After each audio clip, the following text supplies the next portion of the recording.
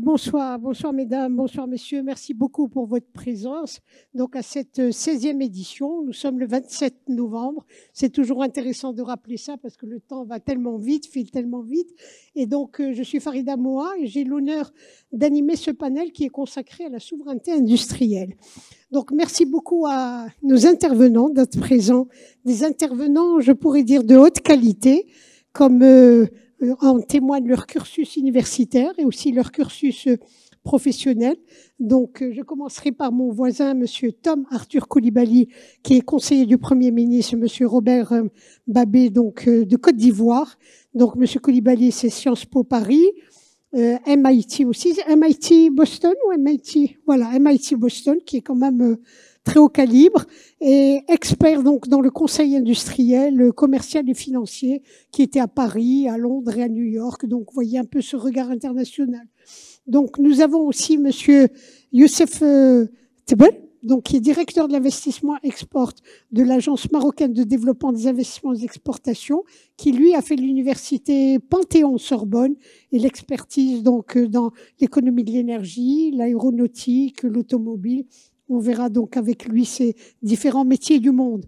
Nous avons donc à côté Monsieur Adil Doueli, qui est ingénieur, lauréat de l'école des ponts et chaussées, n'est-ce pas? C'est Adil entre autres, hein, de l'école de ponts et chaussées, ex-ministre. Vous vous souvenez de lui? Il a fait un très grand travail au niveau donc du tourisme. Donc il est fondateur de la banque CFG Casablanca Finance Group, de Mutandis, un groupe qui regroupe des sociétés des biens de consommation, entreprises industrielles qui comptent aujourd'hui une facturation de 65 000 épiciers, mais qui, vous verrez, est aujourd'hui présent en Afrique, il est présent au Moyen-Orient, il est présent aussi aux États-Unis. Nous avons aussi Madame Frédérique Massy, qui, elle, a fait l'école supérieure de commerce de Reims, donc 2 longues décennies d'expérience dans le secteur de la finance internationale, Mazars, AFD, donc et Proparco, puisque maintenant elle dirige, donc elle est directrice régionale de l'Afrique du Nord. Bienvenue Madame Massy. Donc nous avons aussi Monsieur Salaheddine Kamali, qui est directeur général délégué de CDG Invest, donc qui est directeur général de Nama Holding, société d'investissement et donc de développement des filières industrielles à fort contenu d'exportation, qui lui a fait l'école des mines de Saint-Étienne. Donc vous voyez un peu, je vous disais, un cursus universitaire probant. Et nous avons donc Monsieur Dano qui nous a rejoint, Dano Pierre, qui est secrétaire général de la Caisse de dépôt et de consignation de la Côte d'Ivoire, qui lui a fait HEC de Montréal. Donc, vous voyez l'équation double, donc Monsieur Coulibaly, Monsieur Dano, qui nous vient de Côte d'Ivoire. Bienvenue à vous tous, à tous nos intervenants ici présents. Alors, je disais donc, nous avons besoin, pourquoi est-ce que je mettais l'accent sur cette question de qualité? C'est parce que nous avons besoin de toutes ces compétences et ces expertises pour pouvoir décrypter, pour pouvoir partager, décrypter les contours de la thématique de la souveraineté industrielle, qui n'est pas c'est pas une mince thématique. Et en abordant cette thématique, je me suis rappelé le mot d'Albert Einstein. Vous voyez, on est tout à fait dans les hauteurs de la connaissance. Albert Einstein qui disait, si j'avais 1 heure, écoutez bien, si j'avais 1 heure pour résoudre un problème, je passerais 50 minutes à définir le problème et 10 minutes pour trouver la solution. Donc 50 minutes pour définir le problème. Alors donc, moi je voudrais faire un tour de table de tous nos intervenants pour leur demander de quoi nous parlons, comment est-ce que vous définissez la souveraineté industrielle. Donc, souveraineté industrielle qui peut paraître paradoxale quand on voit un petit peu la géographie des échanges internationaux qui sont marqués par la mondialisation. On a beau dire, il y a des gens qui parlent de démondialisation, ce qui n'est pas du tout le cas, puisqu'on assiste à une montée en puissance du commerce international et de la globalisation. Donc, je voudrais poser une question. Comment est-ce que vous définirez cette notion de souveraineté industrielle? Et est-ce qu'il ne vous semble pas que c'est paradoxal, justement, par rapport à ce commerce international, tout ce libre-échangisme dans le monde, cette globalisation? Est-ce qu'il ne vous semble pas paradoxal qu'on puisse parler de souveraineté industrielle qui évoque beaucoup plus, je ne dirais pas le repli, je ne dirais pas l'autonomie stratégique, je ne dirais pas l'autarcie, mais c'est enfin une forme d'inflexion et de dynamique de retour pour la souveraineté industrielle. Donc, je commencerai peut-être par vous, Monsieur Coulibaly. Bonjour, merci de me recevoir.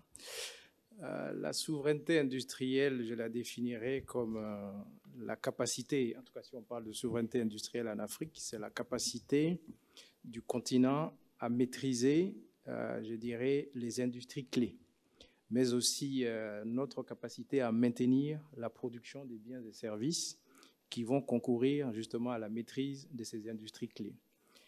Donc, est-ce que c'est un mot qui est aujourd'hui démodé? Je dirais que, en principe, pour qu'il y ait même commerce international, on parle souvent de, si on parle depuis les fondateurs de libre-échange, donc David Ricardo et autres, on parle d'avantages comparatifs. Donc, il s'agit pour nous d'être souverains dans les secteurs qui relèvent de nos avantages comparatifs. Merci, M. Coulibaly, de reprendre un peu les ressorts de toutes nos politiques et nos stratégies industrielles. Madame Massy, peut-être une inflexion sur cette notion de souveraineté industrielle? Merci beaucoup. Bon, déjà, je voulais vous remercier pour l'organisation de ce panel, pour l'invitation aussi. Merci à la CDG. Voilà, merci pour l'organisation de ce panel avec de très belles personnalités.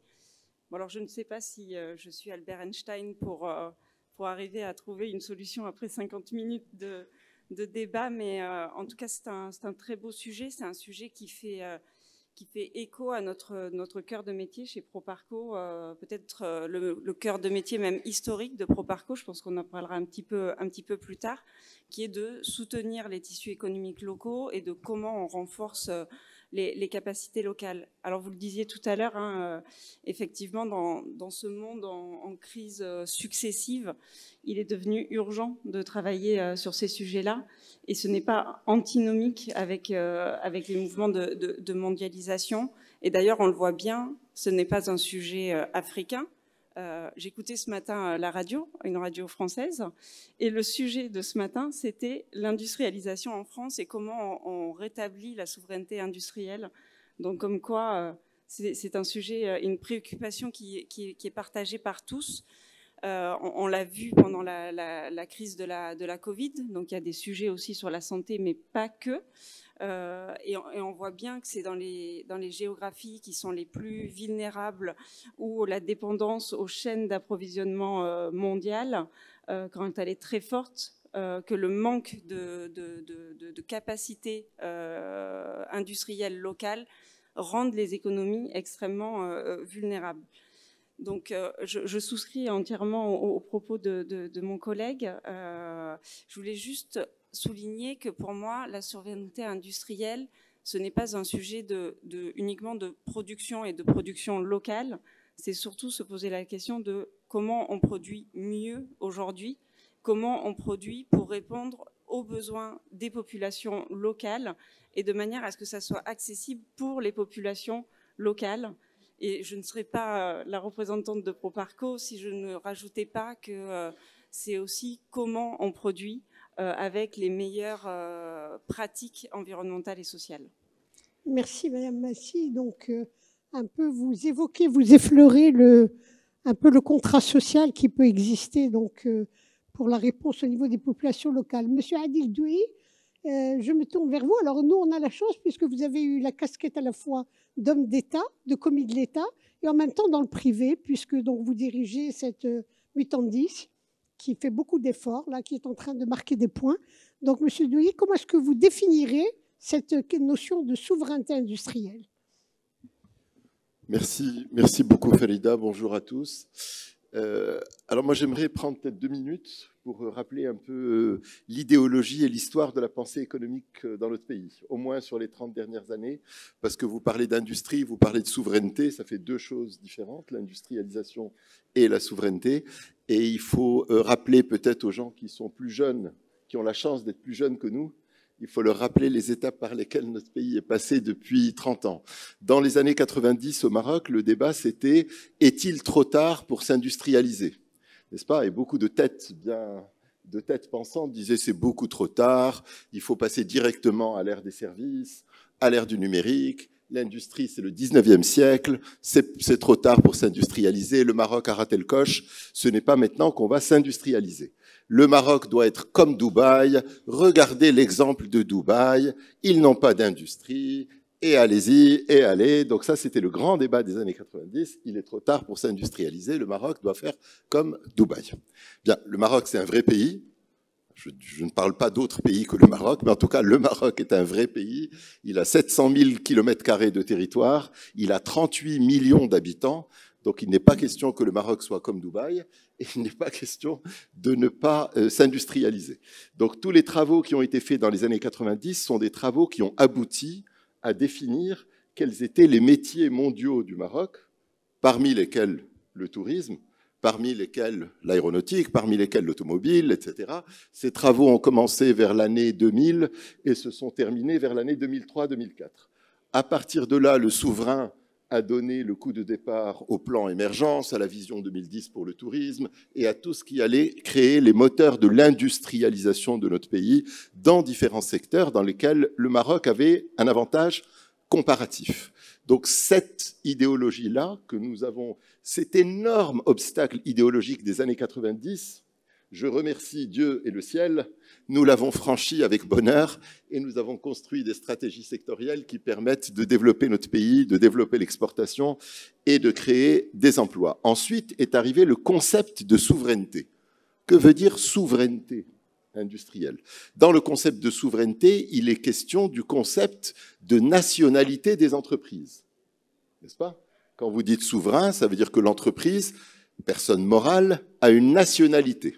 Donc, comment définir la nationalité d'une entreprise lorsqu'elle est mondiale, lorsqu'elle est régionale? Il est accepté de la définir en disant que c'est le pays de son centre de décision ultime. Donc, on va dire Coca-Cola est une multinationale. Néanmoins, son centre de décision ultime est à Atlanta, en Géorgie. Donc, Coca-Cola est une entreprise américaine. N'est-ce pas? Donc on peut définir comme étant le centre de décision ultime la nationalité d'une entreprise.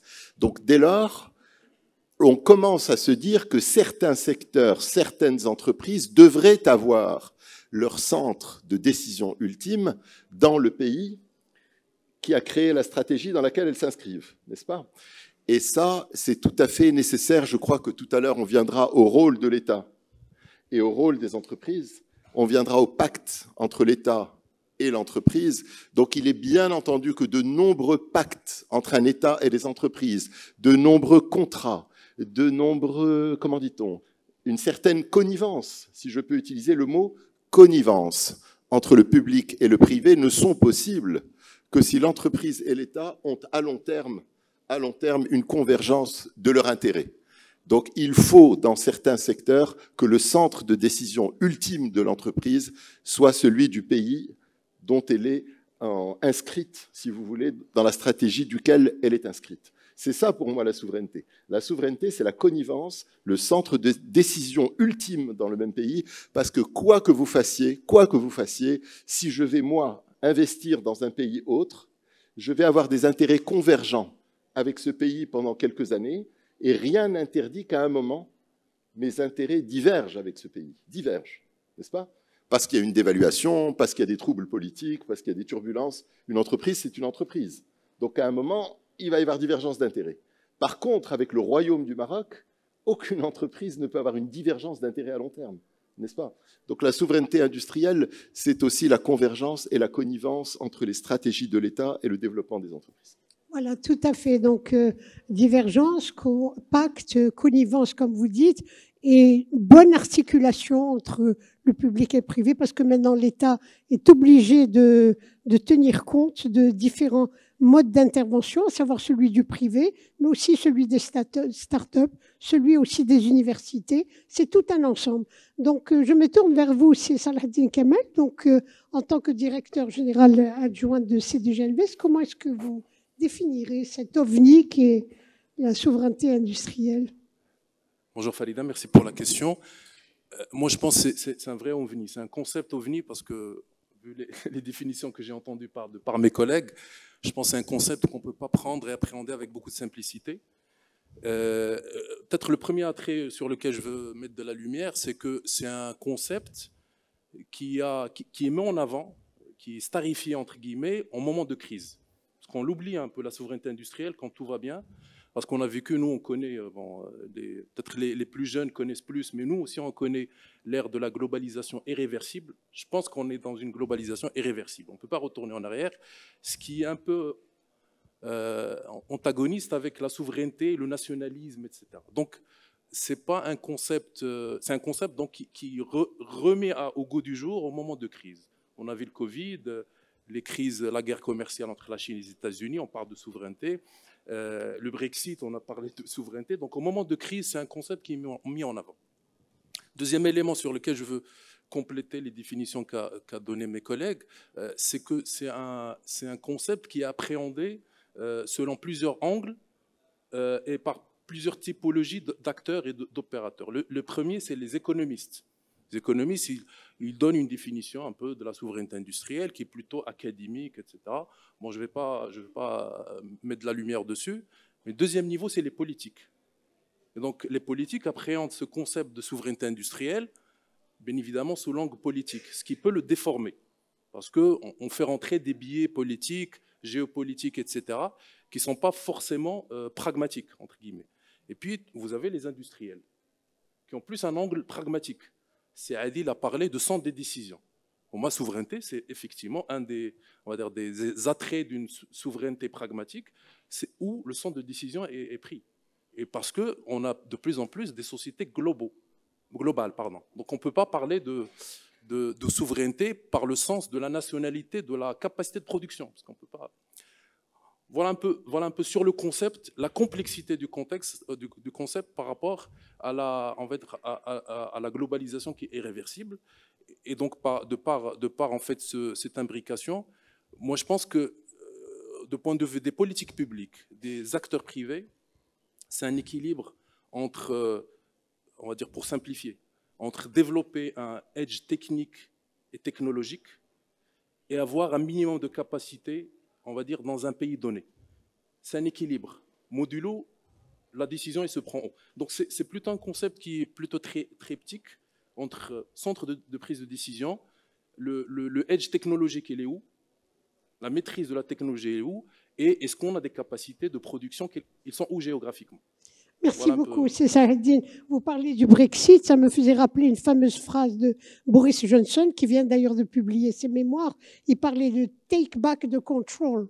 Take back the control, c'est-à-dire reprenons le contrôle, puisque toutes les instances donc, de l'Union européenne avaient, donc, d'après lui, donc, il n'avait plus cette capacité de contrôler, d'avoir la main sur la souveraineté industrielle, donc il voulait take back the control. C'était son mot d'ordre. Donc, merci beaucoup. Donc, c'est ça, vous parlez de politique publique et d'équilibre. Je me tourne vers Sistebel, qui représente donc l'AMDI. L'AMDI, qui est donc qui est sous tutelle, je crois, du ministère de l'Industrie. Donc, comment est-ce que vous définirez-vous? C'est sensible.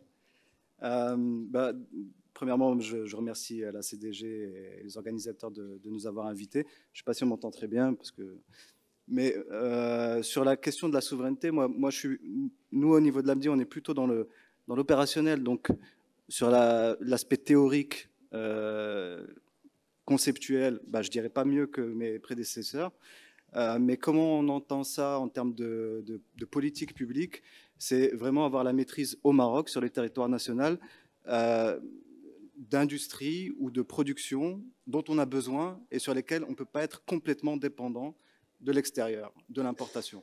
Quand on parle de souveraineté sanitaire, quand on parle de souveraineté agroalimentaire, de souveraineté dans l'industrie de la défense, c'est des éléments qui sont essentiels pour la nation et dont on veut avoir la maîtrise à travers des acteurs locaux qui peuvent être soit 100% propriétaires des technologies et de l'appareil productif, soit parfois avec des partenariats étrangers, mais en tout cas abriter sur le sol marocain des industries ou des activités qui nous semblent essentielles à la pérennité et au développement de la société et de l'économie marocaine. Donc, en ayant défini ces guidelines, Sa Majesté le Roi, que Dieu l'assiste, il a mis le doigt sur des choses qui sont essentielles pour le pays. Et nous, en tant qu'institution publique de promotion de l'investissement et d'attraction des investisseurs au niveau national et international, on essaye d'aller effectivement présenter les atouts du Maroc pour attirer des acteurs ou pour sensibiliser des acteurs locaux aussi à investir et à s'engager sur des activités qui renforcent la souveraineté du pays.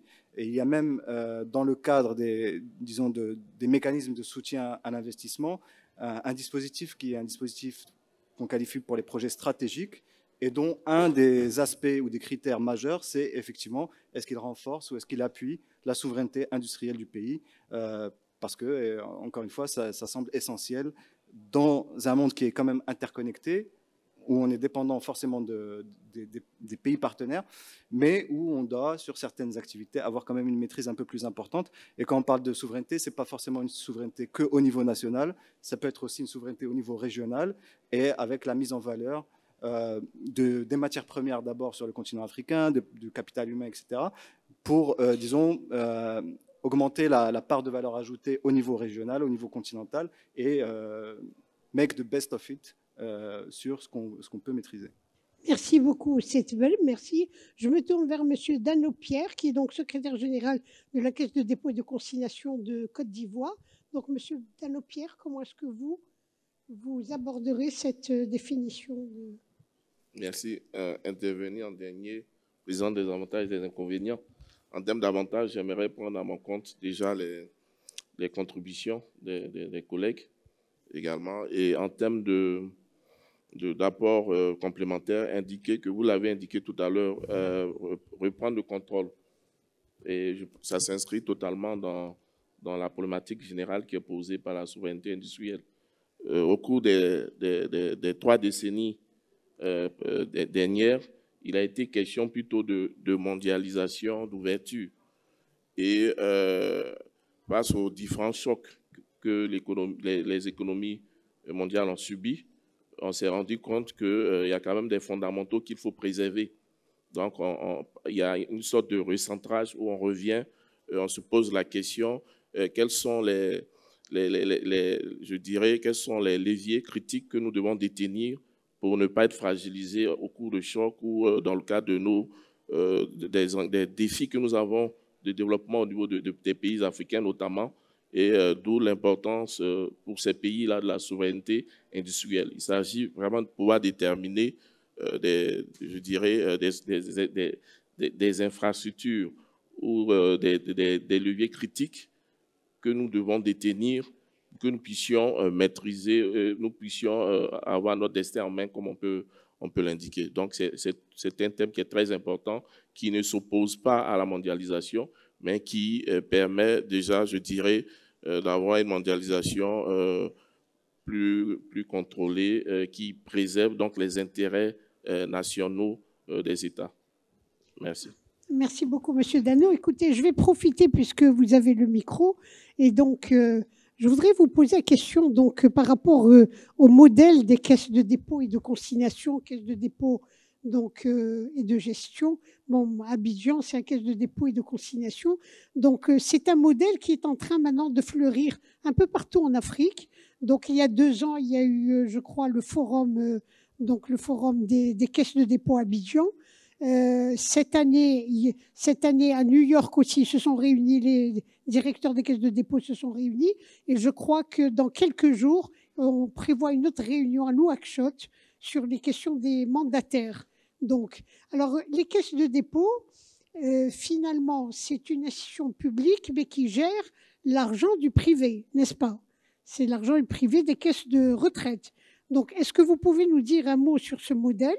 Et pourquoi est-ce qu'en ce moment, on assiste à une floraison de ces caisses à travers l'Afrique?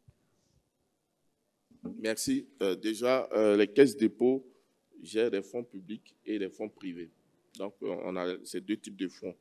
La caisse de dépôt de Côte d'Ivoire, elle a à peine 5 ans. Donc, c'est une caisse qui est très jeune et qui tient la main de son aîné, la CDG, la Caisse de gestion du Maroc. Et déjà, il faut indiquer que les caisses de dépôt permettent de répondre à une problématique de financement du développement au niveau des pays africains. C'est vrai que ce modèle existe par ailleurs en Europe, mais particulièrement en Afrique. Vous voyez cette floraison, c'est parce que c'est une réponse qui semble pertinente face à des problématiques de financement qui se posent aux pays africains, qui sont des pays qui présentent des défis de développement. Ces défis de développement peuvent être appréhendés à 2 niveaux. Déjà en termes de ressources, parce que vous savez qu'on a des économies très informelles et on a une capacité de captation des ressources qui est limitée, avec également un endettement limité. Et on n'a pas forcément accès à des ressources longues. Donc, face à cette problématique de ressources, on a également une problématique d'investissement. Donc, il y a des besoins qui sont importants, des besoins d'infrastructures, également des infrastructures industrielles.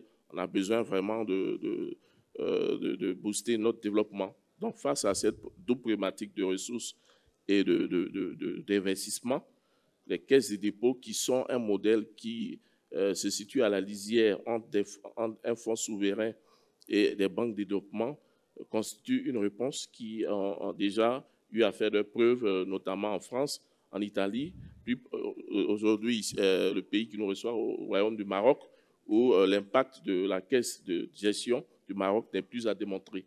Donc, nous, au niveau donc, de la Côte d'Ivoire, nous appuyons sur l'agenda 2063 de l'Union africaine qui recommande aux pays africains de pouvoir s'appuyer sur des instruments innovants. Nous avons identifié ce modèle-là pour nous permettre d'accompagner efficacement l'État dans ses projets de développement. Et nous avons été suivis par d'autres pays comme le Cameroun, le Bénin, le Mali. Donc, il y a une floraison de caisses de dépôt. Et l'avantage de ce modèle économique, il y a une certaine mutualisation, un partage d'expériences dans le cadre du forum que vous avez indiqué tout à l'heure, qui est vraiment actif. Et cette solidarité fait que ces caisses de dépôt arrivent à être opérationnelles assez rapidement. Par exemple, la caisse de dépôt de Côte d'Ivoire qui, après 3 ans déjà d'exercice, a pu déjà atteindre l'autonomie financière. Et à partir de la 4e année, a commencé déjà ses premiers investissements. Et nous espérons un avenir, je dirais, plus impactant pour cette institution ainsi que pour les caisses de dépôt de l'ensemble de l'Afrique. Merci. Merci beaucoup, Monsieur Dano. Je voudrais juste rappeler que le modèle existe en France depuis plus de 2 siècles, de 210 ans. Hein. Donc, qu'au Maroc, il a dépassé les 60 ans aussi. Et donc, actuellement, c'est un formidable outil qui permet à la fois la transition écologique, numérique et sociale. Hein. Du moins, c'est la grande ambition que se crée la Caisse de dépôt et de gestion donc du Maroc. Alors, vous avez parlé d'investissement. Moi, je me tourne vers Monsieur Koulibaly, Tom Koulibaly, qui est justement directeur d'un fonds d'investissement de la Caisse de dépôt et de consignation de Côte d'Ivoire. Et Monsieur Koulibaly, la question serait en quoi les caisses de dépôt peuvent servir à la souveraineté industrielle? C'est peut-être la première question que je vous poserai. Ouais, disons que alors, quand je reviens un peu sur le débat, c'est que la mondialisation, globalisation n'est pas antinomique avec la souveraineté. Si vous regardez, même dans les années 90 ou un peu plus tôt, quand on avait donc la vague des différents consensus, consensus de Washington, consensus de Bretton Woods d'une manière générale, ce qu'on constate, c'est que les grands patrons des groupes mondiaux sont toujours de la nationalité du pays, la plupart du temps. Donc, c'est pour dire que le terme je dirais, de souveraineté était toujours là. À prendre ou à ne pas prendre, mais c'était une réalité. Alors, en quoi les caisses de dépôt peuvent participer à la souveraineté industrielle? Il faut déjà poser le diagnostic, je dirais, des difficultés que nous avons aujourd'hui, en tout cas de la situation actuelle. Eh bien, c'est le fait que lorsque vous avez des pays qui sont riches dans différentes matières premières, mais qu'elles ne font qu'exporter ces produits en matière brute, ce sont des opportunités manquées, notamment en termes de création d'emplois. Mais c'est aussi une très grande exposition de nos économies à toutes sortes de chocs. Vous avez mentionné les chocs Covid, les chocs de guerre entre puissances internationales, mais souvent des chocs qui viennent tout simplement de la décision unilatérale d'un partenaire, comme ce fut le cas au cours de juillet 2023, où un grand exportateur de riz a décidé de suspendre l'exportation d'une certaine qualité de riz, donc, qui était fortement consommée en Afrique. Et on sait que ça a créé beaucoup de problèmes en termes de coûts, de disponibilité, etc. Et dans nos pays, d'une manière générale, quand vous avez des revenus bas, eh bien, les denrées de première nécessité occupent une grande partie de ces revenus-là. Donc, chaque prix, on dirait qu'il y a une élasticité prix qui est très forte. Donc, à chaque fois qu'on augmente un peu le prix, ça peut souvent causer des situations, en tout cas, de troubles au niveau social. Donc, c'est un problème.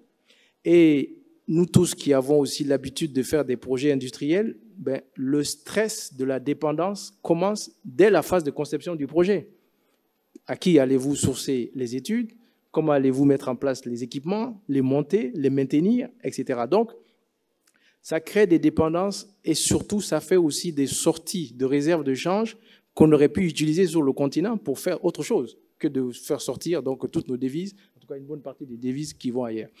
Alors, il y a des contraintes. Les contraintes, ce sont les contraintes de mobilisation des ressources longues. Nous avons des marchés financiers qui sont fragmentés, peu profonds.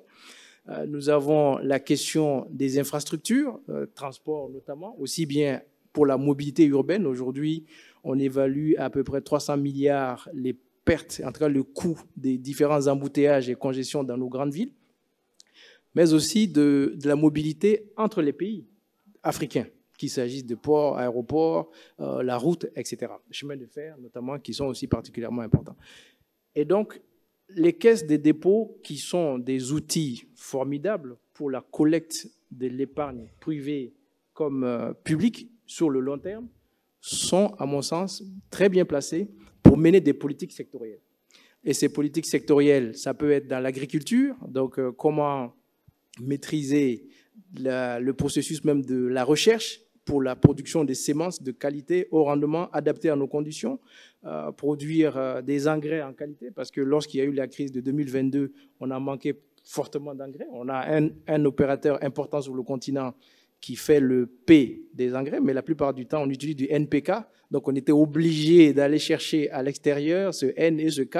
Bon, on se dit, ben, tout un continent, dans cette condition, c'est un peu compliqué. Il faut des mesures donc d'investissement dans l'irrigation pour éviter que vous avez une situation aujourd'hui, c'est que toutes nos productions arrivent au même moment sur le marché parce que ça dépend de la même pluie.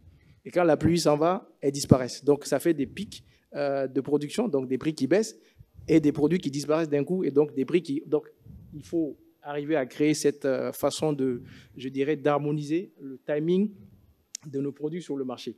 Vous avez aussi la question même des infrastructures de stockage, parce que quand on parle de souveraineté alimentaire, il faut arriver à produire, mais aussi à conserver sur un long terme. Donc, avoir des infrastructures de qualité, si on prend le riz, la question d'avoir des silos permet d'avoir quand même une conservation assez importante. La question aussi des données, les données dans l'agriculture, puisque aujourd'hui on a l'intelligence artificielle, mais il nous faut des données pour avoir de la prévisibilité sur nos récoltes et donc faciliter aussi la prise de décision. L'un des problèmes dans nos économies, c'est le fait que lorsque les investisseurs étrangers arrivent, ils se posent la question de la granularité des données. On nous dit qu'il n'y a pas de données. Il y en a, c'est juste que ce n'est pas aussi granulaire qu'on peut avoir ailleurs. Donc, pour l'industrie, donc ça c'était pour l'agriculture, pour l'industrie, eh bien, c'est aussi d'avoir des mesures pour la fabrication des équipements au niveau local. Alors, bien évidemment, on parle de souveraineté industrielle, mais à mon sens, l'idée n'est pas de répliquer la même chose que les années 70. On a eu la théorie des industries industrialisantes, on a créé des mastodontes qui sont coupés du marché. Eh bien, le jour où il faut vendre le produit, ce n'est pas possible de le vendre, donc on est obligé de se couper du monde.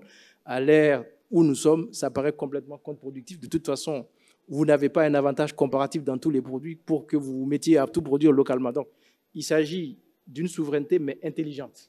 On se focalise sur ce qu'on sait faire et on essaie d'avoir des coopérations avec d'autres qui ont des avantages et des technologies mieux avancées que nous avons. Et donc, il y a la question également aujourd'hui de l'écosystème, c'est-à-dire l'écosystème des startups, par exemple, qui sont une source importante de technologie et de mise en place des clusters. Il y a la question, je dirais, de la transition verte, parce que sur le continent, nous avons beaucoup de minerais divers, donc qu'il s'agisse de nickel, qu'il s'agisse de lithium, qu'il s'agisse de cobalt. Aujourd'hui, ces produits, on les exporte bruts, mais l'objectif, quand même, c'est de pouvoir les raffiner localement. Il y a eu des expériences, notamment dans les pays d'Asie du Sud, en ce qui concerne le nickel aujourd'hui. Donc, nous pouvons faire quelque chose à ce niveau-là. Et nous pouvons aussi agir aujourd'hui sur, je dirais, tout ce qui est ce qu'on appellerait révolution technologique. Parce que quand vous regardez l'intelligence artificielle, ça demande beaucoup de données. Mais la plupart des données du continent sont sur des serveurs qui sont hors du continent. ben évidemment, ça va poser un problème de souveraineté à un moment donné. Qu'est-ce qu'on fait de nos données ailleurs? Et donc, en tout tas de cause, aujourd'hui, nous sommes en 2023, nous avons eu le ratio de 60% de taux d'endettement des pays d'Afrique donc subsaharienne. Ça veut dire qu'on commence à toucher des limites qui commencent à être de plus en plus compliquées à dépasser. Et le service de la dette, de 2010 à 2023, a doublé dans ces mêmes pays d'Afrique. C'est-à-dire que le service de la dette rapporté aux recettes. Ça veut dire que les États centraux vont avoir de moins en moins de marge de manœuvre. Et donc, il y a besoin d'avoir des sources alternatives. Et ce sont justement les caisses qui peuvent collecter les ressources locales. Voilà, donc M. Coulibaly, juste une question. Vous avez parlé de souveraineté intelligente. Est-ce que dans le cas du secteur du cacao, pourquoi? Parce que c'est bientôt les fêtes de fin d'année, on va beaucoup manger de chocolat, donc le cacao, c'est quelque chose d'important. En même temps, donc en termes de secteur de transformation qui crée de l'emploi et de la valeur ajoutée, donc il faut juste rappeler que les 2/3 des terres arables dans le monde sont situées en Afrique et que vous avez en 2050 le quart de la population mondiale sera africaine. Donc tous les problèmes que ça pose en termes de cette jeunesse formidable, élan de cette jeunesse africaine auquel il faut trouver de l'emploi. Donc moi je voudrais juste rapidement sur le secteur du cacao, est-ce que c'est un secteur qui a réussi? Et peut-être dire un mot juste sur la transition, parce que je sais que les agriculteurs deviennent de plus en plus vieux et que les jeunes maintenant pas forcément envie d'aller travailler dans les champs. Donc rapidement, si vous pouvez me dire un mot sur ce secteur qui fait la richesse de la Côte d'Ivoire, celui du cacao. Oui, alors le cacao, la production ivoirienne, c'est dans l'ordre des 44% donc de la production mondiale. 44% de production mondiale comparé à 7% des gains que nous retirons de ce marché. Vous voyez un peu la décorrélation.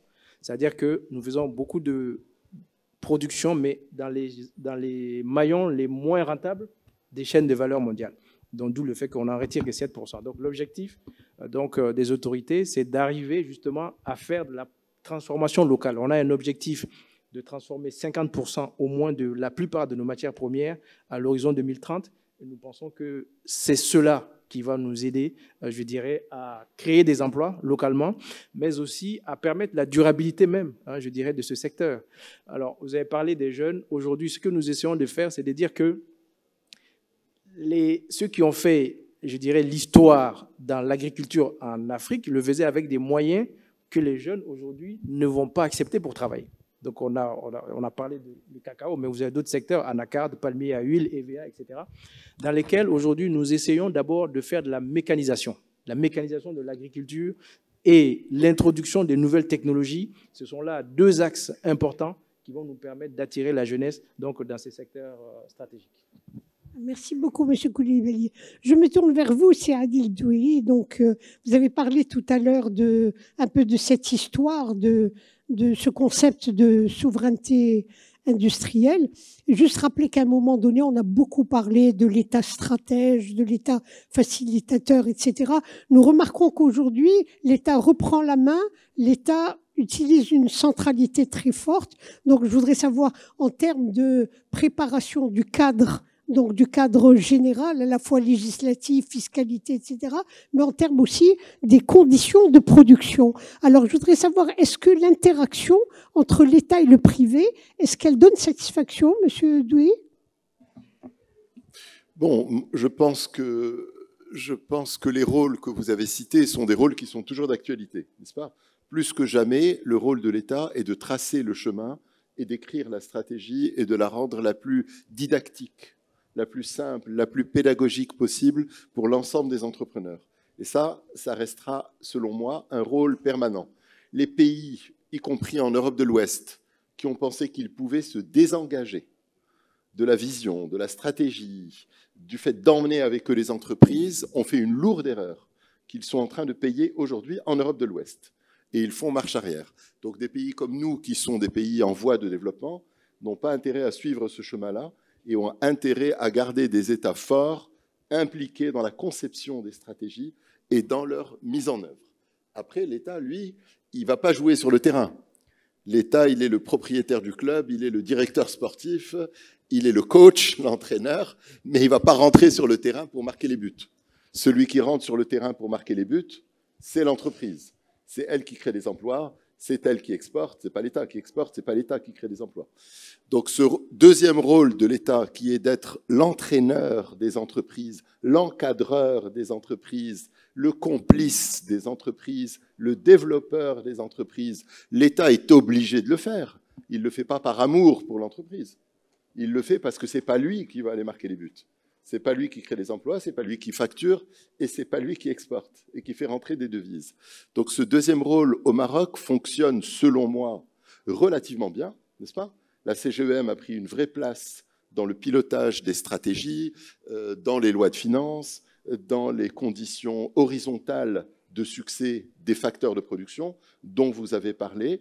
Ensuite, les fédérations sectorielles copilotent avec les ministères. Alors ça va, ça vient, il y a des ministères qui sont tantôt très dynamiques, très ouverts, très proches du développement concret sur le terrain, et puis parfois la politique fait que le ministère recule un petit peu dans son pragmatisme, on va dire, et dans sa compétence de développement. Mais alhamdoulilah, de façon générale, on peut tirer un bilan très positif du rôle de l'État coach. Et le troisième rôle de l'État, c'est l'État investisseur lui-même. Alors, dans la mesure de ses modestes moyens, parce qu'il ne peut pas investir partout, l'État, parfois, va être obligé de mettre un petit doigt dans un secteur ou dans un investissement. Et le meilleur exemple sont les 10 prochaines années qui s'ouvrent devant nous avec les PPP, avec le fonds Mohamed VI, qui nous donne un nouveau chemin pour l'énergie, pour le dessalement de l'eau de mer, pour les autoroutes de l'eau, n'est-ce pas? Donc tous les grands secteurs de PPP qui sont en train de se mettre en place dans notre pays, l'État est à la fois stratège, il encadre des entreprises privées et il met même un peu d'argent pour catalyser le projet. Donc selon moi, ces trois rôles de l'État s'appliquent au Maroc et s'appliqueront de mieux en mieux avec la maturité de chacun. Alors, sans rentrer peut-être dans les détails de la charte de l'investissement, il y a beaucoup de critiques contre le privé, comme quoi il n'est pas suffisamment dynamique. Est-ce que c'est une critique qui est recevable? Est-ce que et peut-être dire aussi un mot sur le financement, parce qu'il y a beaucoup de projets, mais les banques serrent la vis, et souvent c'est un problème de financement. Donc, qu'est-ce que vous pouvez nous dire? Oui, c'est difficile de traiter ça en 2 minutes. Tout à l'heure, j'ai dit qu'il y a des ministères qui sont dynamiques et de temps en temps, il y a des ministères qui le sont moins. On peut dire la même chose du secteur privé et on peut dire la même chose des entrepreneurs, n'est-ce pas? C'est aussi une question de génération. Je pense que génération après génération, les entrepreneurs sont de plus en plus modernes, sont ouverts à la modernité, ouvrent leur entreprise à la pérennité, prennent des risques, en étant plus transparent, en s'introduisant en bourse, il y en a de plus en plus. Donc cette dynamique se met en place. On ne peut pas mettre tout le monde dans le même sac. Il y a à boire et à manger chez les entrepreneurs. L'âge peut être un facteur discriminant, mais pas forcément. C'est aussi l'éducation, les principes, les valeurs, l'ouverture, je pense. Alors la question justement de l'éducation, est-ce que la culture entrepreneuriale, est-ce qu'elle se transmet? Est-ce qu'on peut parler de culture dans ce... Parce que c'est quelque chose qui manque beaucoup, hein, qui fait défaut. Tout est relatif. Je pense que sur le continent africain, le Maroc est pas mal loti, n'est-ce pas? Tout est relatif. Vous pourriez poser les mêmes questions un peu partout en Afrique. Oui, en Afrique. Vous trouveriez que le Maroc est pas mal loti. Maintenant, que dire? Moi, je pense que oui. Moi, je suis plutôt optimiste et je pense que la culture entrepreneuriale se dissémine progressivement. Je pense que les startups et la façon dont l'État encourage les fonds de venture capital, les fonds vraiment de early seed et de start-up, quoi, hein, de sociétés qui démarrent, les universités, l'université Mohamed VI et son incubateur de start-up, Al-Akhawayn aussi avait commencé il y a 25 ans à incuber des start-up. Donc le rôle entre l'université et l'incubation de start-up est très bon. Il diffuse cette culture-là. Et ensuite, il y a le renouvellement des générations dans les entreprises familiales, qui est un facteur très positif, selon moi. Vous avez parlé du financement bancaire. Ce qu'il faut regarder, c'est le financement en fonds propres. Ce qui pose problème dans les pays, ce n'est pas les financements par dette, ce sont les financements en fonds propres. Et les fonds propres, il faut des fonds d'investissement, il faut des caisses de dépôt, il faut du private equity, il faut une bourse, il faut des PPP, Il faut des investisseurs étrangers qui viennent transmettre du savoir-faire et mettre un chouïa de capital, mais il ne faut pas compter sur eux pour le capital, il faut compter sur eux pour le savoir-faire immédiat et la capacité à créer des emplois, mais ce n'est pas eux qui vont construire les murs, ce n'est pas eux qui vont acheter les terrains, ce n'est pas eux qui vont risquer leur capital dans un pays qui leur est étranger. Donc chacun a sa place, chacun a son rôle, mais il faut se concentrer sur le financement en fonds propres. Voilà, merci beaucoup, Monsieur Douélé. Excellente transition pour passer le relais à Salah-Eddine Kamal. Donc, à parler donc des startups, à parler des différents fonds d'investissement. Donc, Monsieur Salah-Eddine, est-ce que donc on parle de CDG Invest, acteur engagé, responsable, créateur de valeur durable. Quelle est votre stratégie? Qu'est-ce que vous faites exactement? Est-ce que vous pouvez nous dire un mot sur votre politique? J'ai un peu la chance à chaque fois d'intervenir après Saadil, parce qu'il me tend à chaque fois des perches. Donc, la première tout à l'heure, en fait, il a parlé d'un concept de connivence entre l'État et le secteur privé. Et moi, je suis personnellement, et à titre professionnel, un adepte qu'on peut faire tout ça que grâce au secteur privé. L'État, effectivement, policy maker, oui, pas de problème. C'est-à-dire intervenant un peu plus profond dans les infrastructures, dans les fondamentaux, mais effectivement, le joueur, c'est l'acteur privé. Et donc, première en fait, réponse à ta question, Farida, le modèle CDG, pourquoi il est pertinent? Parce que par définition, son ADN, il est moitié État et moitié proche du secteur privé. Donc, il comprend les deux.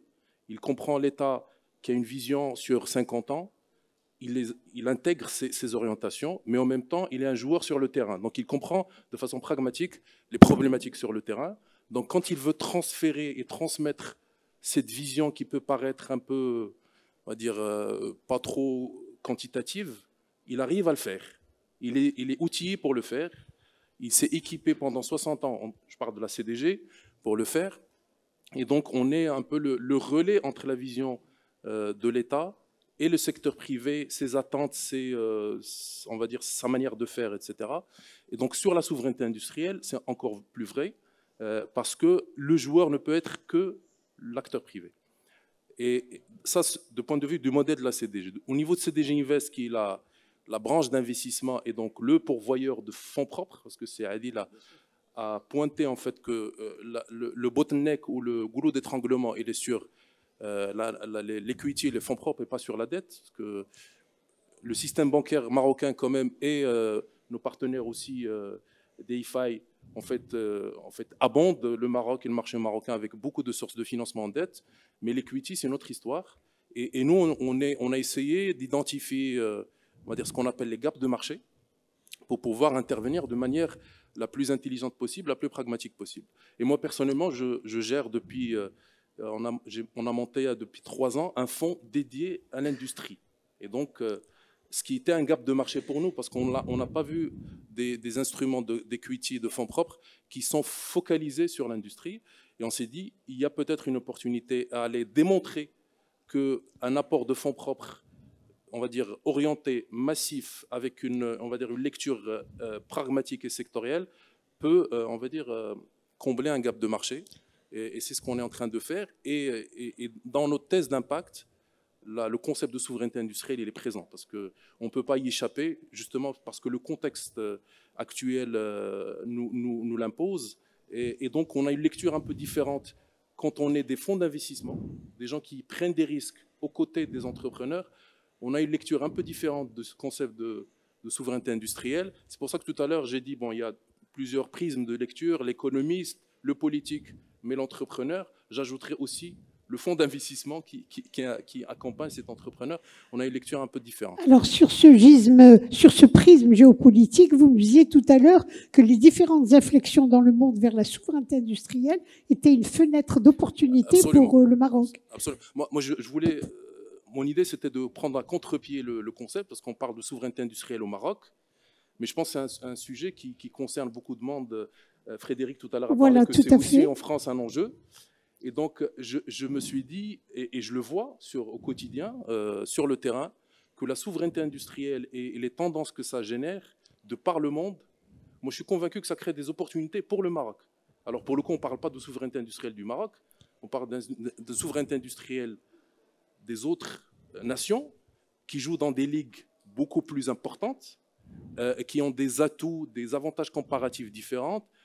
Et on voit que les cartes, en fait, ils sont en train d'être distribuées. Et le Maroc, par chance aussi, comme on dit en anglais, par gift de Dieu, il a des atouts qu'il peut faire valoir. Et je ne sais pas si vous êtes familier avec un concept qui était un peu brandé par Bloomberg il y a 2 ans, qui sont les pays connecteurs. Alors les pays connecteurs, c'est des pays qui ont émergé dans cette guerre géopolitique commerciale, qui peuvent faire la connexion et faire en fait, contourner un peu les contraintes. On parle de 5 pays, la Pologne, le Vietnam, l'Indonésie, le Mexique et le Maroc. Donc le Maroc est brandé comme un pays connecteur. Oui. Et donc tous ces, on va dire, ces mouvements qui sont liés à des ambitions sur la souveraineté industrielle, la réduction de l'interdépendance entre nations fait que le Maroc peut se positionner. On a énormément d'opportunités qu'on doit saisir. Et c'est là où le rôle du secteur privé marocain devrait se faire valoir, parce que moi je suis convaincu que l'État, on a une culture quand même de l'État investisseur qui est un peu trop poussée. Et je pense que c'est le moment pour un peu shifter, et je pense que c'est une orientation même des politiques, d'inverser les cautions. Je pense que c'est la fenêtre d'opportunité pour justement appuyer sur le bouton et que le secteur privé marocain prenne les choses et saisit les opportunités. C'est plutôt une logique opportuniste que logique plutôt de connivence avec l'État. Bon, ça peut cohabiter, mais je pense que la fenêtre d'opportunité qui s'ouvre est très propice pour que le secteur privé marocain en fait, en profite, entre guillemets, et faire en profiter le pays, parce que, qui sait, demain, cette fenêtre d'opportunité peut se fermer. Voilà. Merci beaucoup, c'est Saladin. Et justement, je me tourne vers Madame Massy, puisque ce secteur privé qui est aussi, qui est notamment accompagné, soutenu par Proparco. Donc, Madame Massy, est-ce que vous pourriez, pour nos participants, nous dire quelle est l'offre, qu'est-ce que Proparco, où est-ce que vous le situez, quelle est l'offre de Proparco, et dans quel secteur, dans quel public est touché donc, ce soutien de Proparco, et qui est Proparco par rapport à l'AFD, parce qu'on connaît beaucoup plus l'AFD. Non, merci pour cette question. C'est toujours bien de rappeler qui nous sommes. Donc Proparco, c'est une filiale de l'Agence française de développement, une des 2 filiales de l'Agence française de développement. Il y a donc Proparco qui est dédié au secteur public. Et il y a également Expertise France qui est dédié à l'accompagnement technique, qui fait de l'assistance technique. Alors, l'AFD, vous disiez que vous les connaissiez mieux, mais l'AFD, c'est une agence d'État. L'AFD appartient à l'État français et nous mettons tous en œuvre la politique publique de l'État français, une politique publique d'aide au développement via des financements et des investissements qu'on dit solidaires et durables. Donc, nous, ce qu'on fait chez Proparco, ça découle de tout ça. On a une stratégie qui est basée sur 3 grands piliers. Le premier, il a un lien complet avec le thème d'aujourd'hui. On en a parlé en introduction. C'est vraiment de travailler au renforcement des capacités locales, de renforcer les tissus économiques locaux, les PME, les TPE, les systèmes financiers. Le deuxième, il est fondamentalement orienté sur le climat et la biodiversité et la protection de la planète. Et le troisième, il est de lutter contre les inégalités, que ce soit les inégalités de genre, les inégalités territoriales. Donc une fois qu'on a dit tout ça, comment ça se transforme sur le terrain? Parce que c'est un petit peu flou, j'imagine. Donc très concrètement, Proparco, on offre des produits financiers, des financements, essentiellement des financements long terme, on en parlait tout à l'heure, en devise ou pas, et des investissements en capital, où on prend des positions minoritaires dans des sociétés locales. On peut aussi intervenir avec les institutions financières localement via des outils de garantie, de partage de risques pour accompagner les acteurs locaux à financer les tissus économiques locaux.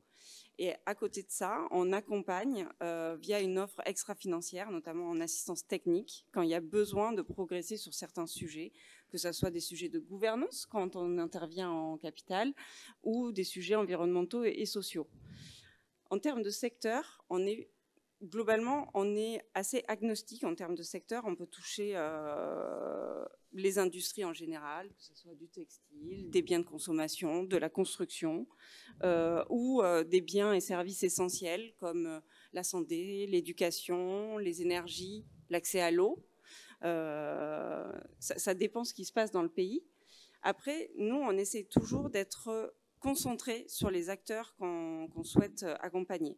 Comme je le disais au début, ce qui est important pour nous, c'est de choisir des acteurs qui, demain, seront créateurs d'emplois durables, de renforcement de capacités locales et donc de valeur ajoutée localement, mais qui, dans leur démarche, ont un souhait de travailler à une transition bas carbone avec les meilleures pratiques environnementales et sociales.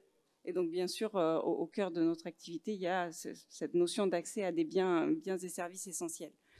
Est-ce que la reconfiguration à laquelle on assiste de ces modes de production, est-ce qu'on le ressent au Maroc au niveau, par exemple, de la décarbonation, puisqu'on sait qu'en 2025, on aura la taxe carbone.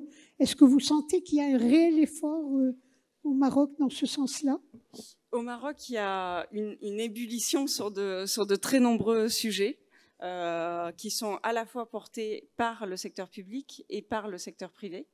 On a parlé tout à l'heure de ce qui est en train d'être fait avec le fonds Mohamed VI, où on va travailler sur toute une chaîne de valeur, à la fois le renforcement du capital de la start-up à la PME, à la corporate, et également en renforçant les capacités. Enfin, il y a à la fois le renforcement du capital et des compétences. Et il y a également un volet où le fonds Mohamed VI, avec des acteurs du secteur privé, va vraiment travailler à l'amélioration des infrastructures, qui est quand même un des piliers pour la souveraineté industrielle. Et ça va se faire essentiellement via des PPP dans plusieurs secteurs d'infrastructures qui sont indispensables aujourd'hui. On l'a dit auparavant, il y a les énergies renouvelables, il y a l'eau, les autoroutes de l'eau, le dessalement, les transports, la logistique, etc.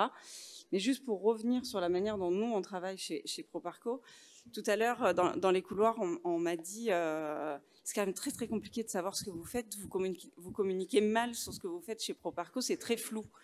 En fait, c'est juste que c'est difficile de résumer ce qu'on fait chez Proparco. Ce qu'on essaye de faire, c'est d'offrir un continuum d'outils financiers en fonction de l'état d'avancement, de l'état de maturité de la société qu'on a en face de nous. Donc, on peut investir dans une start-up en pré-seed, on en parlait également tout à l'heure. On le fait, par exemple, au Maroc, où on a investi dans des start-up sur des sujets innovants dans l'agriculture. Après, on va investir en capital dans des sociétés qui vont être un petit peu plus matures.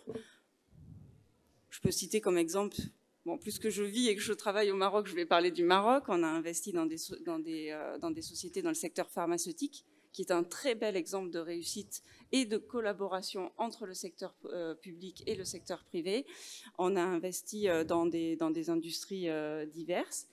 Et ensuite, à un certain niveau de maturité, quand il y en a besoin, on intervient en dette jusqu'à des financements de projets en PPP sur lesquels on espère qu'on travaillera avec l'ensemble des acteurs marocains, que ce soit dans les énergies renouvelables ou dans l'eau. C'est pour ça que le scope, il est très large et les montants qu'on est capable d'investir peuvent aller avec notre filiale Digital Africa de quelques centaines de milliers d'euros à un projet en eau où on pourra aller à la centaine de millions d'euros. Donc voilà, c'était pour rappeler l'éventail des sujets sur lequel on peut travailler. Alors juste, on a beaucoup parlé de l'interaction entre l'État et le privé. Peut-être juste un mot là-dessus, sur cette question, même si... Alors sans paraphraser tout ce qui a été dit de manière très, très intelligente auparavant, je pense qu'il y a un rôle fondamental et ça a été dit que l'État ne doit pas se désengager. Il y a cette importance du rôle de l'État stratège visionnaire qui va investir dans les secteurs d'avenir et les secteurs qui sont essentiels pour sa population. Et ça commence très tôt. Ça commence en choisissant des secteurs dans lesquels on va investir dans l'éducation, dans la formation. Et ça ne se fait pas tout seul, ça se fait aussi avec le secteur privé. Et pareil, au Maroc, il y a des très beaux exemples de ce qui a été fait dans l'automobile, dans l'aéronautique, où pour former cette main-d'œuvre qualifiée dont on a besoin localement, ça a vraiment été une association entre l'État et le secteur privé. Le deuxième rôle, c'est bien sûr de créer un environnement réglementaire, législatif qui soit favorable à la promotion de l'entrepreneuriat, à la promotion de la recherche et développement. Le troisième volet, on en parle très souvent, c'est le renforcement des infrastructures logistiques, des infrastructures de transport, des infrastructures numériques, demain on n'en a pas parlé, des infrastructures électriques. Et le dernier pilier où se fait le croisement entre l'État, le secteur privé et ses financements, c'est vraiment d'arriver à cibler ces secteurs qui demain seront les secteurs qui créeront de l'emploi, un emploi durable et décent, qui créeront de la valeur ajoutée, et ça dans divers secteurs. Donc l'un ne va pas sans l'autre, et c'est des sujets dans lesquels nous, on travaille au sein du groupe AFD, dans cette même logique, avec l'AFD qui va travailler main dans la main avec les politiques publiques, le secteur public, les sociétés civiles, très important également, et Proparco sur le volet secteur privé, mais en réfléchissant toujours ensemble. Merci beaucoup, Madame Assy. Merci. Donc, Setebel, c'est la cerise sur le gâteau. Setebel, vous allez pouvoir, vous avez entendu, État stratège, État visionnaire. J'ajouterai aussi État facilitateur. Donc, c'est un peu ce que, comme disait Sedouili, à partir de 2004, on a pris en main la stratégie de souveraineté industrielle. C'est un peu toute la politique de Morocco Now, de Morocco qui en ce moment, dont on parle beaucoup. Alors, on a eu le chef de gouvernement, je crois que c'était le 19 novembre, au Parlement, a décrypté un petit peu toute cette politique industrielle en termes de milliards. Je crois que c'était 190 milliards, en termes de création d'emplois, quelques 180 000. Bon, on ne rentre pas dans les chiffres, mais je voudrais aussi, c'est un moment clé, un moment qui favorise justement ces initiatives de créer marocain, de la production marocaine. Oui, en fait, Morocco Now, c'est un branding pays que nous portons. S'il vous plaît, le micro pour que je... Voilà. J'avais l'impression de parler bien dans le micro, mais Morocco Now, c'est un branding pays, c'est un branding national qui est porté entre autres par l'AMDIE, l'agence que je représente aujourd'hui, mais pas uniquement, par un ensemble d'acteurs économiques, publics marocains. Et qu'est-ce qu'il veut dire? C'est le message est dans le titre, c'est qu'aujourd'hui, le Maroc vit un momentum qui est propice au développement d'un certain nombre d'industries. Ce momentum, il est constitué de deux choses, en fait, de l'offre, des atouts, de la proposition de valeur marocaine et de la demande, des enjeux, en fait, des entreprises et des investisseurs qui s'internationalisent. Aujourd'hui, si on fait, disons, un matching entre ce que le Maroc propose en termes de proposition de valeur, on a parlé de la décarbonation, c'est un sujet très important pour les entreprises dans le cadre de la taxe carbone, mais dans des enjeux plus globaux également. On a parlé de l'accès à de la ressource humaine qualifiée, de la formation professionnelle. Le Maroc est un pays jeune, c'est un pays où il y a de la disponibilité de main-d'œuvre, c'est un pays où l'État accompagne les jeunes à être formés de manière adéquate ou de manière à répondre aux enjeux des entreprises. On a parlé de l'ouverture, on a parlé de souveraineté, mais on a parlé aussi d'ouverture, d'une économie globalisée. Le Maroc, c'est un pays qui est ouvert vers l'international depuis toujours, et aujourd'hui, ça devient un pays connecteur, comme disait mon voisin, mais qui est aujourd'hui un enjeu assez crucial dans un monde où les États-Unis et la Chine, pour ne citer que, sont concurrents, mais ils ont besoin l'un de l'autre.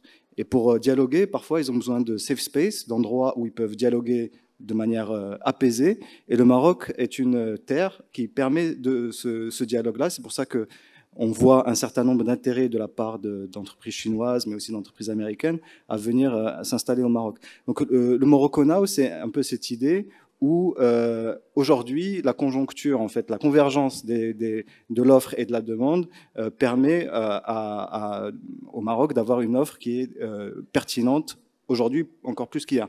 Je voudrais revenir peut-être sur des éléments qui ont été dits auparavant, notamment sur la souveraineté européenne, et moi je trouve que c'est une idée qui est essentielle aujourd'hui encore plus qu'avant, c'est que le Maroc est un pays qui doit permettre à l'Europe d'être plus souveraine encore en termes industriels. Pourquoi? Parce que l'Europe a des enjeux de compétitivité, c'est normal, des enjeux de décarbonation, c'est normal. Le Maroc, c'est un partenaire qui doit permettre aussi aux entreprises européennes, à leurs frontières, de garder une certaine autonomie industrielle, de permettre de décarboner et donc de rester compétitif face à des offres qui seront des offres agressives qui peuvent venir d'ailleurs dans le monde. Et le deuxième élément, c'est sur l'investissement privé au Maroc. C'est vrai que l'État investit beaucoup au Maroc. Le taux d'investissement national est très élevé par rapport à la moyenne, disons même dans les pays de l'OCDE. On est autour de 30% du PIB. Les 2 tiers sont portés par le public, c'est vrai. Et donc l'enjeu, c'est d'augmenter la part du privé dans cette équation, pas en diminuant la part de l'État, paradoxalement, mais en incitant le privé à investir encore davantage. Aujourd'hui, on a quand même des locomotives de l'investissement public, par exemple l'OCP, qui est une entreprise publique qui investit énormément dans l'économie nationale. Et donc le challenge est encore plus important de drainer davantage d'investissement privé. Mais c'est une ambition de la charte d'investissement, de la politique publique de l'investissement, que de faire porter davantage le taux d'investissement sur le secteur privé que sur le secteur public. Alors, vous avez parlé de l'Union européenne. Je sais que vous avez parlé aussi de la charte de l'investissement. Je crois qu'il faudra saluer tout le travail qu'a fait CGZOLI au niveau de la charte de l'investissement. Ça a pris beaucoup de temps, mais la charte, elle est là. Elle ouvre beaucoup d'horizons. Et c'est belle aussi la diversification, puisque nous savons que le nouveau ministre, à savoir M. Karim Zidane, est aujourd'hui à Tokyo et que dans 2 jours, il sera à Séoul avec une forte délégation, dont M. Safir, qui dirige donc la Caisse de dépôt et de gestion, notamment parce qu'il y a aussi CCDR de l'AMDID. Et donc, c'est un peu l'ouverture dans le monde. Est-ce que vous pouvez nous dire un mot sur cette diversification? Les partenaires traditionnels ou, disons, habituels du Maroc, ce sont bien sûr les pays européens, notamment la France, l'Espagne, qui sont les premiers investisseurs au Maroc, oui. Mais, par exemple, les Japonais sont les premiers employeurs du secteur privé au Maroc. Il y a plus de 70 entreprises japonaises installées au Maroc. C'est des entreprises qui ont fait confiance au Maroc depuis très longtemps déjà. Sidouire en sait quelque chose. Et c'est des gens qui ont compris rapidement l'intérêt que le Maroc présentait pour ces entreprises pour adresser les marchés européens, les marchés américains. Donc régulièrement, bien sûr, avec la MDIE, avec le ministère de l'Investissement et la CGEM, la CDG, CFC, des partenaires publics qui représentent un peu chaque maillon de l'offre de la proposition de valeur nationale, on se rend dans des géographies qui pourraient présenter un intérêt ou un rationnel d'investir au Maroc. Le Japon en est un. La Corée, c'est un marché qu'on essaye de renforcer, en tout cas de relations à renforcer, parce qu'il y a beaucoup de rationnels pour les entreprises coréennes, notamment dans l'électronique, pour s'intéresser à la destination Maroc. Il y a également les États-Unis où on va régulièrement. Donc il y a le Royaume-Uni, enfin l'Allemagne qui est un cas intéressant parce que on sait que habituellement l'arrière-pays industriel de l'Allemagne, c'est plutôt les pays d'Europe de l'Est. Aujourd'hui, la situation géopolitique de l'Europe de l'Est, plus, disons, le shortage en termes de main-d'œuvre, plus la raréfaction ou le renchérissement du coût de l'énergie, fait qu'ils commencent un peu à regarder ailleurs. Et parmi les destinations qui leur sont proches et qui présentent un certain nombre d'atouts compétitifs, il y a le Maroc. Et donc, on essaie de renforcer aussi ces relations-là. Donc, on voit qu'il y a un panel assez diversifié d'origines qui peuvent être intéressées par l'offre nationale, oui. Merci beaucoup. Je disais tout à l'heure à nos amis intervenants que ce n'était pas le grand oral de Sciences Po, qu'on n'était pas là pour déséquilibrer les intervenants, Mais malheureusement, avec la question que je vais vous poser, je crois que c'est une question nodale qui est importante. Donc, Monsieur Dano, je vais faire un peu le tour, là, comme pour tout à l'heure, la souveraineté. Medday, c'est un cadre de réflexion. On cogite, on partage la connaissance, les informations, mais c'est aussi un cadre d'action pour préparer l'action. S'il fallait juste une action, quelle serait cette action que vous préconisez en ce moment qui est quand même un moment fondateur, un nouveau moment de bascule, puisque nous parlons de plus en plus avec l'arrivée du président Trump, donc de cette guerre commerciale, du découplage Chine-États-Unis, avec toutes les taxes qu'il est en train d'instaurer. Ce matin, il a instauré 25% pour le Mexique et le Canada, 60% pour la Chine. Donc, quelle serait l'action qu'il faudrait faire pour répondre justement, pour être dans ce système qui nous inquiète tous. Donc, je fais juste un tour de table. C'est pas peut-être que, mais vraiment, je vous prends au mot. C'est-à-dire que c'était pas du tout préparé. Monsieur Dano, qu'est-ce que vous pouvez nous dire? Quelle serait l'action qui serait une action à privilégier?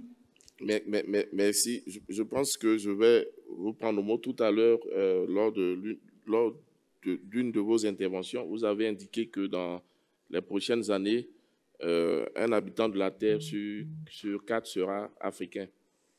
Et donc, la problématique de l'emploi sera au cœur donc, de l'action de nos différents États. Et l'emploi est fortement lié à l'industrialisation. Parce que je prends l'exemple de la Côte d'Ivoire. Lorsque M.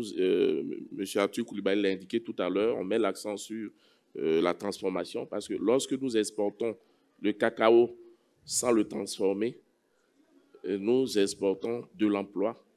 Et lorsque nous importons du chocolat, nous importons du chômage. Donc, vous voyez, l'industrialisation intelligente, cohérente, s'inscrivant dans un cadre de souveraineté, mais pas de conservatisme, sera vraiment, pour les pays africains comme la Côte d'Ivoire, un enjeu important qui va nécessiter des actions concrètes, accompagner les secteurs d'activité à fort impact pour transformer donc, nos matières premières avant donc de les exporter, de sorte à apporter de la valeur et également avoir à bénéficier je dirais, de la création d'emplois et permettre aux générations à venir de contribuer au développement. Voilà. Merci beaucoup. Reprendre la main et protéger toutes nos richesses et nos ressources en Afrique. Monsieur Tibel, très rapidement, parce que je vois que l'heure tourne. Non, mais toujours dans le même esprit. Moi, on est des fervents avocats de l'entrepreneuriat marocain, de l'industrie marocaine, et donc renforcer les compétences locales, renforcer la recherche et développement localement, l'investissement national pour avoir une plus grande maîtrise de notre économie, et puis participer au développement du continent africain en renforçant les chaînes de valeur régionales, la coopération sud-sud, qui est un thème cher, je le sais, au Meddays. Merci beaucoup. Chaînes de valeur qui seront malheureusement de plus en plus fragmentées. C'est ça, Saladine? Naturellement, moi, je passe mon quotidien à interagir avec des entrepreneurs et des acteurs du secteur privé. Donc, j'aurais peut-être deux éléments de réponse. Le premier, c'est dans le cas de la souveraineté industrielle. Moi, je pense, pour simplifier, les États, les nations devraient, les États qui ne sont pas les États première ligue, hein, je ne parle pas des États-Unis, la Chine, bon, qui ont d'autres atouts à faire valoir. Moi, j'ai des États intermédiaires comme le Maroc ou les États africains. Je pense qu'ils doivent trouver un équilibre entre attirer des capacités de production locale, justement pour adresser les sujets d'emploi, etc. Mais à côté, développer un avantage comparatif technique. Je ne vais pas dire technologique, et je le fais exprès, parce que la distance sur le technologique, elle est très importante. Donc, on ne va pas développer des discours de salon pour dire le edge technologique, le edge technique. Et le edge technique, c'est la maîtrise des process, c'est la compétence managériale, etc. Et je donne l'exemple juste de l'automobile, par exemple, qu'on a développé, qu'on a une expérience très courte sur l'automobile. Je peux qualifier d'un petit miracle, parce qu'on a construit notre secteur automobile, c'est 15 ans. 15 ans. Voilà, on est devenu peut-être premier producteur africain en 15 ans, porté par les acteurs étrangers. Peut-être malheureusement, c'est un peu le side effect. Mais qu'est-ce qu'on a gagné quand on fait le bilan? On a gagné des super managers, franchement. Maintenant, tu fais le tour, tu trouves des super managers aujourd'hui, marocains au Maroc, qui ont la capacité de sortir, faire un projet, le porter.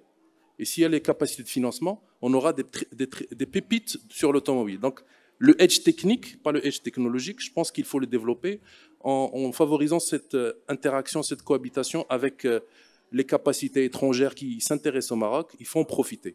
Deuxième élément de réponse, et c'est plus pragmatique, je pense qu'un des avantages importants qui sont dans l'équation aujourd'hui, c'est le coût de l'énergie. On a une chance, il faut, on va dire, comment dirais-je, transformer l'essai. Voilà ce que je voulais dire. On a des atouts sur le coût énergétique, il faut qu'on transforme l'essai parce que, croyez-moi, je discute beaucoup avec des acteurs étrangers qui font l'arbitrage de décider est-ce que je pars en Pologne, en République tchèque, au Maroc ou au Mexique. Il dit le kilowattheure, il est à combien? Merci beaucoup. C'est Salah Hadden, super manager qui sera encore enrichi par l'arrivée, par cette politique de mobilisation des compétences de la diaspora, parce que nous avons beaucoup de super managers à l'étranger dans tous les domaines, aux États-Unis, en Amérique latine, en Europe. Donc peut-être cette mobilisation de compétences pourrait apporter. C'est doué. 1 minute. Qu'est-ce qu'on pourrait faire? Quel type d'action? 30 secondes. Voilà, dans cette guerre commerciale. Je rappelle juste que aujourd'hui, nous avons le représentant du commerce américain qui a été nommé, Jamison Greer, qui est un avocat acharné contre la Chine, avec toutes les conséquences que ça pourrait avoir. Sidouili. Écoutez, moi, je crois que la clé du succès, c'est la gouvernance. C'est la façon de gérer le gouvernement, la façon de gérer le pays. Donc la gouvernance, il faut continuer à la travailler, il faut continuer à l'améliorer. La capacité à développer la souveraineté industrielle, c'est d'abord la capacité à prendre des décisions fortes et courageuses. C'est la capacité à trancher, arbitrer, piloter au jour le jour un secteur public. Donc nous, on a beaucoup amélioré notre gouvernance, beaucoup. J'ai eu la chance d'être dans le gouvernement, le premier gouvernement de Sa Majesté Mohamed VI, donc il y a 25 ans. Et la gouvernance a progressé, c'est beaucoup amélioré, mais il y a encore du travail à faire. Je vais vous donner un petit exemple. On a beaucoup de sardines dans la mer. Vaut-il mieux pêcher la sardine, la congeler et l'envoyer aux conserveurs d'Afrique du Sud, et du Brésil et du Pérou, ou vaut-il mieux demander aux gens d'arrêter de congeler la sardine et de l'exporter et de l'emmener vers les usines marocaines de conserve? Et Mutandis, voilà. Je voudrais juste rappeler que Mutandis fait justement de la protéine de la sardine. Est un conserveur. Et c'est formidable. Et c'est formidable. Madame Massy, peut-être un complément? Allez, 1 minute également. Je vous conseille pas non plus de trouver votre Elon Musk marocain pour la gouvernance. Si je devais garder la une France idée, aussi, l'Europe qui est très inquiète de cette guerre commerciale, qui s'attend au pire. Hein. si je devais garder une idée essentielle, et pour faire écho justement à cette formidable jeunesse africaine, je dirais l'éducation et la formation, parce que demain, pour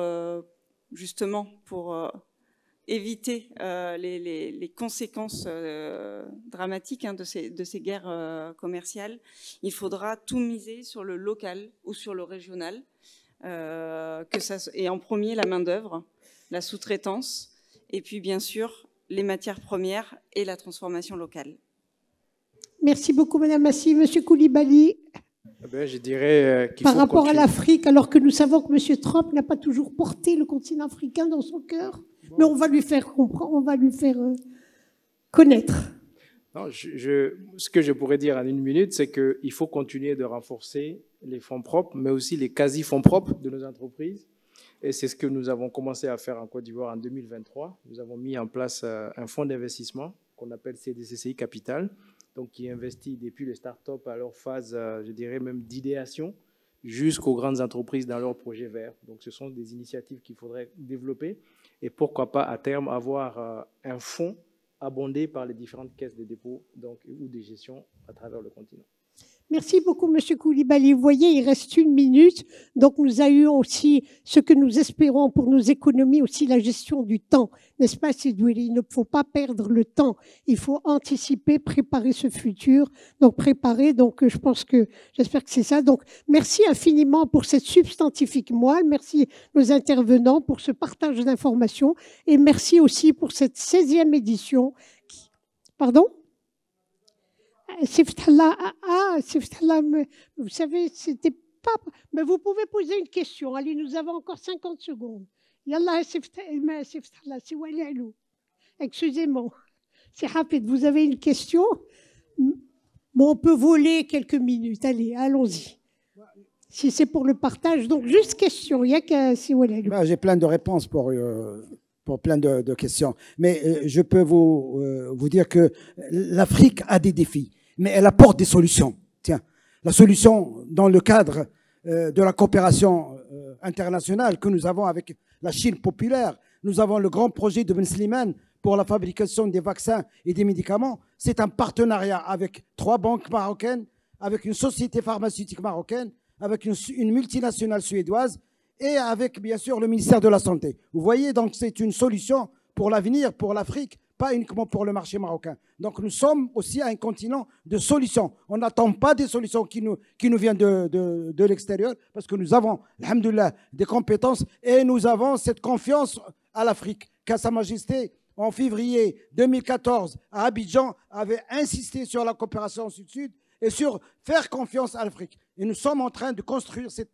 confiance pour arriver à des sommets que nous avons à chaque fois, un sommet avec la Chine, avec l'Inde, avec le Japon, avec l'Union européenne, avec la France tout dernièrement après la visite de Macron. Je pense que l'avenir appartient à l'Afrique et on aimerait bien avoir plus de temps pour en parler. Merci madame. Merci beaucoup. C'est juste rappeler qu'en février 2025, la réunion de la commission donc Addis Abeba de l'Union africaine pour nommer le prochain président. Et le thème, ce sera la ZLECAf. Quels sont les avantages justement du libre-échange? Monsieur qui est juste derrière, donc s'il vous plaît, juste la question si vous souhaitez poser une question. Voilà, vous êtes 2. Allez-y monsieur, allez-y. S'il vous plaît, voilà. Ok, monsieur, question rapidement. On parle de Morocco Now, Africa Now. Alors, il faut faire, moi, pour l'instant, c'est des pays qui sont soi-disant souverains ou bien indépendants, qui ont pris l'indépendance ça fait longtemps. Mais vu que les traités des anciennes colonies, je parle par exemple du contrat Aix-les-Bains au Maroc ou bien tous les pays africains, n'ayant pas la souveraineté même de la production monétaire, comment peut-on faire pour avoir des souverainetés sur des industries, quand on lit des contrats entre pays? Donc, il y a le politique qui joue énormément, étatique, privé, parfois même actuellement, même la souveraineté, même les grandes nations, l'Amérique, avec même des secteurs qu'on n'imaginerait pas, par exemple Blackwater ou l'autre, des secteurs privés où vraiment on se demande que vient faire le privé là-dedans. Merci. Merci monsieur. Donc monsieur, un complément, allez-y monsieur, parce que je dois gérer le temps. J'aimerais poser une question. Moi je m'appelle Ahmed Youssouf Diouma, je suis étudiant en 4e année audit contrôle de gestion à l'école SK Management. Ma question concerne l'économie. Vous venez de parler de l'économie. Moi, j'aimerais savoir, en quelque sorte, pourquoi les pays africains ne se mettent pas ensemble pour créer une monnaie commune. C'était le rêve de Omar al-Gaddafi. Moi, je vois sa vision des choses, mais pourquoi, très exactement, pourquoi les pays africains ne font pas de créer une monnaie commune? Voyez-vous. Merci, monsieur Koulibaly. Peut-être juste rapidement. Alors, disons que dans les faits, la monnaie commune, c'est un aboutissement. Donc, généralement, ce qu'on essaie de faire, c'est d'aller par étapes, dans les étapes de l'intégration économique. Donc, ça peut commencer par la zone de libre-échange. Ensuite, on va passer à l'union douanière. Ensuite, on va passer au marché commun. Ensuite, on va passer au marché unique. Quand on aura harmonisé les politiques, on va vers la monnaie unique. Donc, vous avez vu qu'il y a une zone de libre-échange économique, donc on est sur la trajectoire. Évidemment, il y a des zones déjà qui existent, qui sont passées directement à la monnaie commune, donc le franc CFA, et que ce soit en Afrique de l'Ouest ou en Afrique centrale. Donc, on est sur cette dynamique, mais il faudra harmoniser avant d'arriver vers cette situation. Voilà, nous avons encore 2 questions des femmes. Alors, très rapidement. Oui, allez-y, madame. Je suis professeur marketing à International Institute for Higher Education in Morocco. C'est une petite remarque. Alors, je suis là avec mes étudiants depuis 10h30 du matin, de panel à panel, et c'est le premier panel là où il y a une femme intervenante. Alors, je vous remercie tous pour vos interventions, mais à travers vous, je voudrais bien toucher un mot aux organisateurs. S'ils fournissent un tout petit peu plus d'efforts, ils pourront trouver des talents, et on pourra avoir de la gente féminine plus présente parmi les panélistes. Merci. Voilà, merci.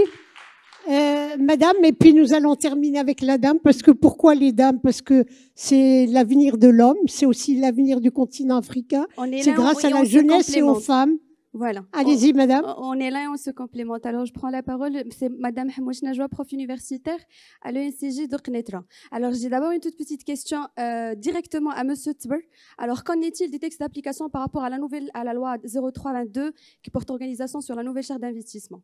Alors, c'est ma question directe. Et ma deuxième question va se rediriger vers monsieur Douiri.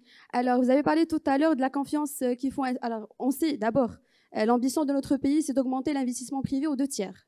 Aujourd'hui, avec le projet de loi de finances 2025, l'État va fournir 332 milliards, si le chiffre ne me trompe pas, pour investissement public. Alors, comment on va aujourd'hui inciter les investisseurs privés, que ce soit étrangers ou marocains, à avoir confiance dans notre politique et notre finance publique pour pouvoir investir dans notre pays? Ça, de 1.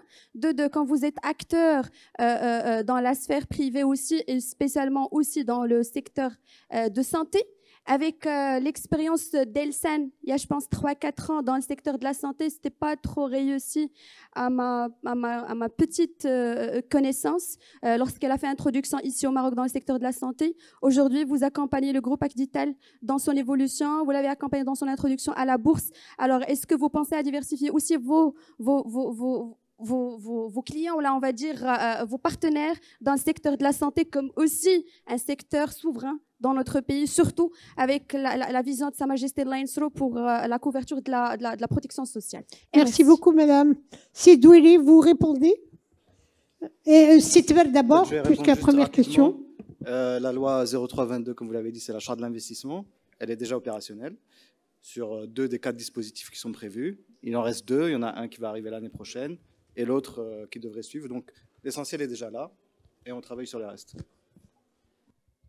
Merci beaucoup, monsieur Doueli. On a parlé en long et en large des facteurs de confiance, donc je ne vais pas revenir sur la confiance. Je ne pense pas qu'il y ait d'inquiétude sur la stabilité macro et sur le budget de l'État et sur la dépense publique. Il n'y a pas d'inquiétude sur la stabilité de la monnaie, ni des investisseurs étrangers, ni des investisseurs marocains. Je pense qu'il est illusoire de citer des chiffres cibles de l'investissement privé national, parce qu'on n'a même pas les statistiques sur l'investissement privé national qui sont fiables.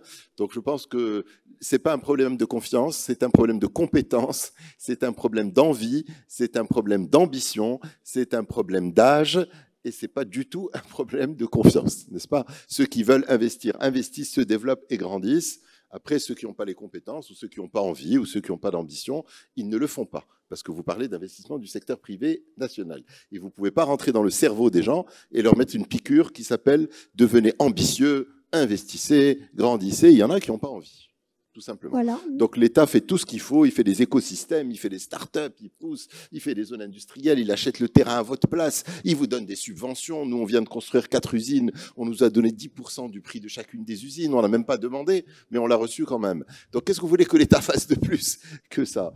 Alors sur la partie santé, c'est très bien que des sociétés privées marocaines, fournisseurs de santé, se développent rapidement et à grande échelle. Il en faudrait beaucoup. Le rôle de l'hôpital public, c'est l'hôpital public. Le rôle du CHU, c'est le CHU. Mais les fournisseurs de services privés doivent venir à côté comme des benchmarks, comme des lièvres qui tirent la qualité vers le haut. Il faut toujours donner l'exemple. L'OCP l'a fait avec le secteur de l'éducation. Il a fait des universités magnifiques, des lycées magnifiques pour montrer que c'est possible aujourd'hui, maintenant, au Maroc. Merci. Merci beaucoup, Sedouli. Dans un quart d'heure, ouverture officielle de la 16e édition de Meddays. Merci infiniment pour cette substantifique mois. S'il vous plaît, juste la photo, nos intervenants. Monsieur Dado, Monsieur Tibel.